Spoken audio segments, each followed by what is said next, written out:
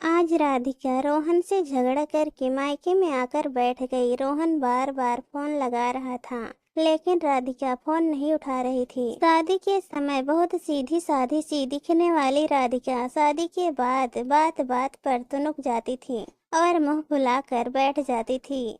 और नहीं तो लोकल मायका था, जब चाहे मायके चली जाती थी। घर में सास शकुंतला जी से पूछती भी नहीं थी। राधिका और रोहन की अभी 5 महीने पहले शादी हुई है। जब शकुंतला और उनके पति मोहन और रोहन पहली बार राधिका को देखने गए थे, तो राधिका बहुत ही सुंदर और सुशील स्वभाव की दिखी थी, हंसती मुस्कुराती सी। लेकिन एक बार की मुलाकात में आप किसी को कुछ नहीं कह सकते। पहले नजर में ही राधिका सबको पसंद आ गई थी। उसके बाद रोहन ने कहा, मैं अभी शादी नहीं करूँगा, मैं उससे 2-3 बार और मिलना चाहता हूँ, तभी तय करूँगा। रोहन राधिका के सामने प्रस्ताव रखा तो वो बात मान गई। 2-3 मुलाकातों के बाद रोहन ने शादी के लिए हामी भर दी। पहले सगाई हुई, फिर 2 महीने बाद शादी हो गई।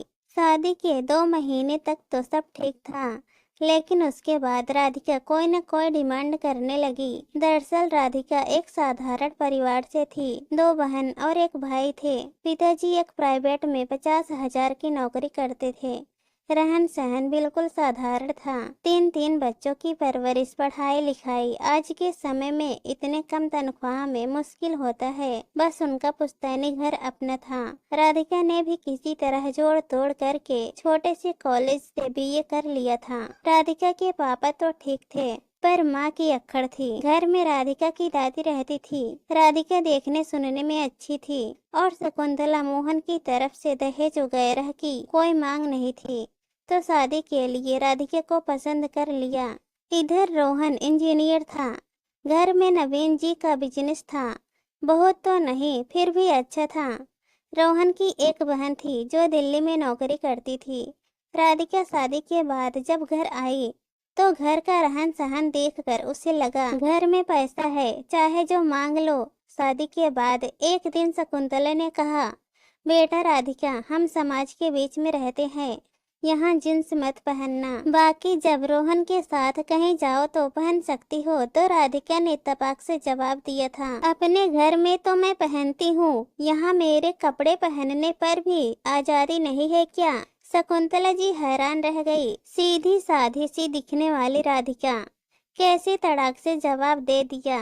राधिका की शादी के 6 महीने बाद राधिका की चाचा जी के लड़के की शादी पड़ी थी। इस शादी में पहनने के लिए राधिका 3 लाख के हार की डिमांड कर रही थी रोहन से। रोहन बोला, मैं एकदम से इतने पैसे खर्च नहीं कर सकता। राधिका बोली, इतना कमाते हो, एक 3 लाख का हार नहीं दिला सकते हो? कमाता हूँ तो क्या, पैसे सोच समझ कर खर्च किया जाता है। और फिर कौन सा तुम्हारे सगे भाई की शादी है, चाचा जी के लड़के की है। और तुम ही तो बता रही थी कि चाचा जी से हम लोगों की ज्यादा बनती नहीं है। और फिर पिछले महीने करवा चौथ निकली है, उसमें तुम्हें 1,10,000 का कान की इयरिंग दिलाई थी और मम्मी ने भी गले की सोने की चैन दी थी। अरे अभी रुको, एकदम से तो सब कुछ नहीं खरीदा जा सकता। अरे तो घर में पापा से पैसे मांग लो ना। राधिका बोली, नहीं, मैं पापा से पैसे नहीं मांगूंगा, मैं तुम्हारी बीबी हूँ, तुम मुझे खुश नहीं रखना चाहते हो क्या? केवल जेवर से ही खुश होगी? रोहन बोला। बस इसी बात पर दोनों में बहस इतनी बढ़ गई कि तू मैं होने लगी और राधिका मायके में आकर बैठ गई। असल में राधिका की 3 मौसेरी बहनें थी और 2 माँ की बेटियां थी। सबके सामने अपने ससुराल का रौब दिखाती थी कि रोहन की इतनी अच्छी सैलरी है और हमारा ससुराल भी अच्छा है। पैसों से, क्योंकि राधिका एक साधारण से परिवार से थी और उसको घर में सब कुछ बहुत ज्यादा लग रहा था। सोचती थी चाहे जो मांगो सब मिल जाएगा। रोहन बार बार फोन कर रहा था राधिका को, लेकिन वो फोन नहीं उठा रही थी। फिर रोहन ने मम्मी को फोन किया कि राधिका की मम्मी से बात करो, ऐसी ऐसी बात है। शकुंतला ने राधिका की मम्मी को फोन लगाया और शिकायत की। राधिका की मम्मी बोलने लगी, इतनी अच्छी लड़की है हमारी, आप लोग ठीक से नहीं रखते। अरे प्यार से बेटे की तरह रखे, रोहन जी लड़ाई करते रहते हैं। शकुंतला जी बोली, बिना मतलब के लड़ाई झगड़ा होता रहता है, ऐसे थोड़ी ही होता है। अब चाचा जी के लड़के की शादी है तो 3 लाख का हार दिला दो, बहू है घर की इकलौती, इतना भी नहीं कर सकती क्या? रोहन की मम्मी बोली, अरे इकलौती बहू है तो क्या, वो जो भी डिमांड करे बस मान जाए। शकुंतला ने फोन बंद कर दिया। अरे ये तो फूहड़ औरत है, इससे तो बात करना ही बेकार है। राधिका की मम्मी और राधिका की सास की बातें वहां बैठी राधिका की दादी सुन रही थी। वो बोल पड़ी, क्यों रे बहुरिया, तू अपनी बेटी को ससुराल में बसने न देगी क्या? बेटी कुछ गलत करती है तो उसे समझाने की बजाय तू और बढ़ावा देती है। उसे कुछ माएँ खुद ही बेटियों का घर बर्बाद कर देती हैं। अरे अभी शादी के दिन ही कितने हुए हैं, अच्छे लोग हैं, बिना दान दहेज के शादी हो गई। अभी दूसरी जगह करती तो पसीने छूट जाते। अरे जरा ससुराल में रहने दो, ससुराल वालों का दिल जीतने दे, राधिका को ससुराल में अपनी जगह बनाने दे। अरे तू तो कुछ नहीं समझती, सब बर्बाद करती। अपनी बहू को डांटने के बाद राधिका की तरफ मुखातिब हुई दादी, ए क्या है राधिका, रोज रोज मायके आकर बैठ जाती है बेटा।